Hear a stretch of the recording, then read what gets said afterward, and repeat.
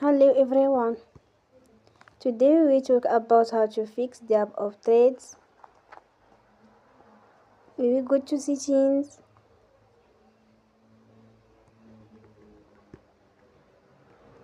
then we click on apps. After that we search the app threads and we click.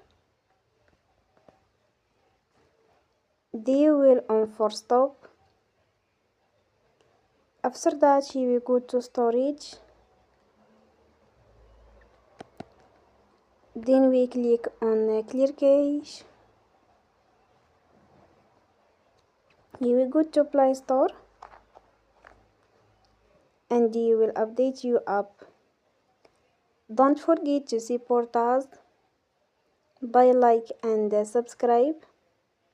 See you next time and thank you for watching.